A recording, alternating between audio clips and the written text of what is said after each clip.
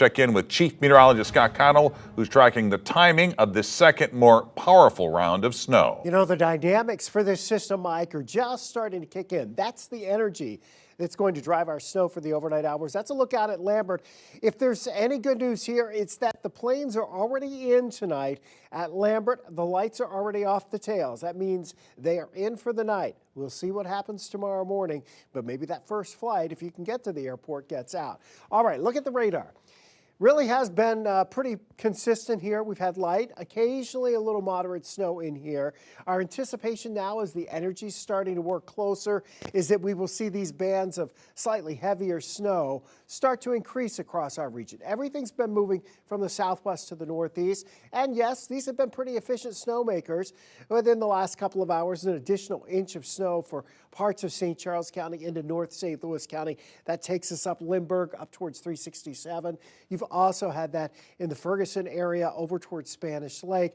We look a little farther south. There's still some slightly darker blues in here, but not as heavy as that band we were looking at coming out of Harvester heading into North County. But as we go a little farther south, we are finding more heavier bands of snow into southwest Missouri. And as you head down towards Branson, this area down towards Branson looks like it's changed over or mixed over with some sleet at this point. So that could impact accumulations in far southeast Missouri.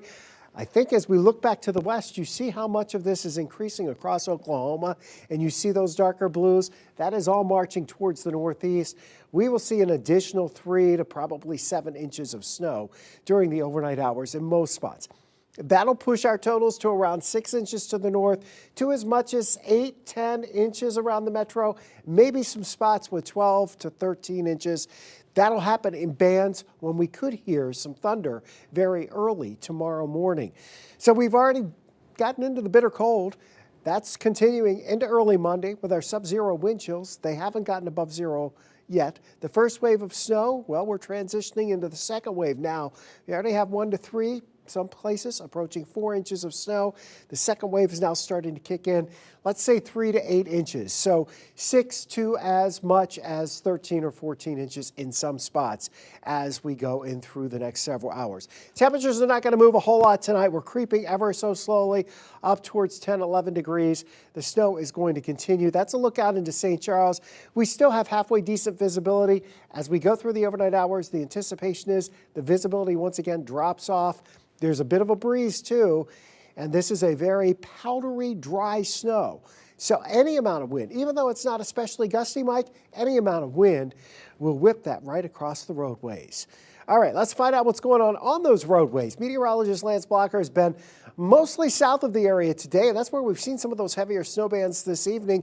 You've been all around the metro area, Lance. What's going on out there in the storm tracker?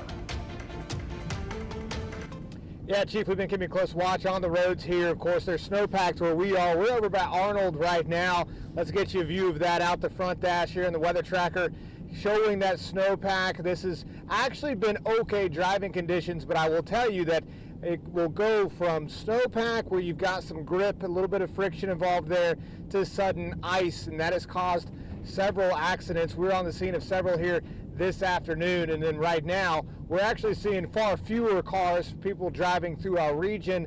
Of course, with this expansive snowstorm, a lot of travel has been shut down. Now as we're talking, actually we're coming up on see some emergency lights on the left side. I'm going to turn this camera back around. It does not look like a major accident. We've been on too many of those today. We've seen multiple vehicle crashes involving 18-wheelers. This looks like perhaps just a police officer stopped with a car there on the side of the road. So helping them out, making sure they're okay. I don't think there was an accident involved with that, but of course we are just watching what you're just seeing right there as well. So again, I'll take it back to the front dash. You can see the snowpack. MoDOT vehicles out on the road here today. Those crews have been working very hard to do the best they can, but the snow continues to fall. So of course, with temperatures like they are, everything that falls, it sticks. There's no melt involved with this, but that's a good and bad news thing. The good news is we're not seeing any liquid on the roadways either, which means that we're not seeing any refreezing type scenarios where it's sheets of ice where we've been. Now, we've heard of that in several other locations where they have had more widespread ice issues.